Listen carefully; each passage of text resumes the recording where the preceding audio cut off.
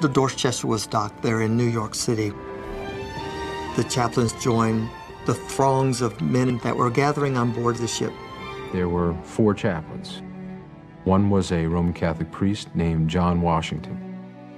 Another was a Jewish rabbi named Alexander Good.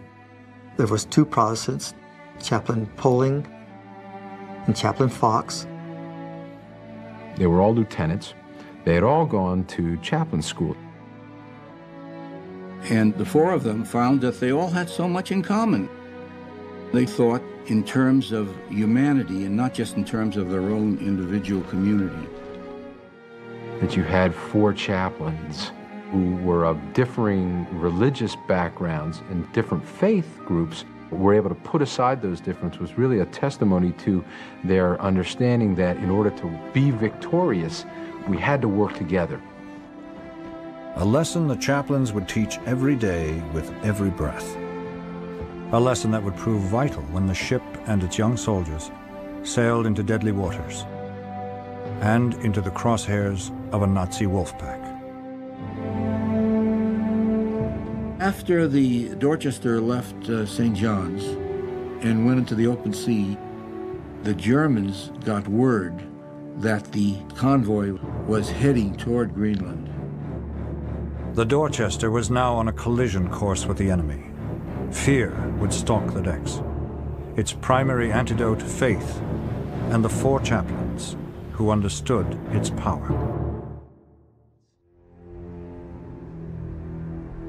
On February 3rd, 1943, at 1 o'clock in the morning, we heard this tremendous explosion.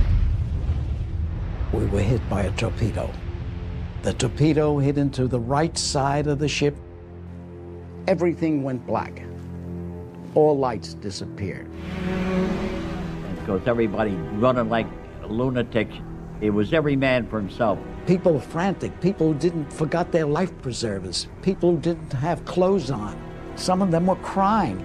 They were just caught completely surprised, and they didn't know what to do. The chaplains made their way to the top deck, doing everything that they could to try to give soldiers some direction in order to save as many lives as they possibly could.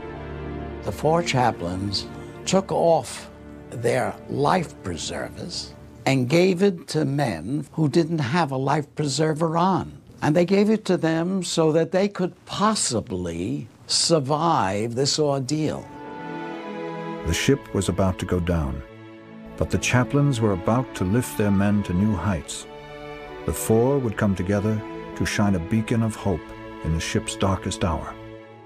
That's when I saw these 4 men standing arm in arm on the top of the boat. The chaplains locked arms and prayed together.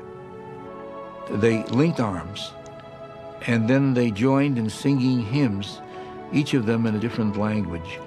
One was Latin, one was Hebrew, another was English, and they were humming these songs while the ship went down. To see them in that disheveled moment of disaster all around them, and yet this inner calm in these 4 men as they ministered to the people around them was, as one man said, as close to heaven as I ever hoped to be.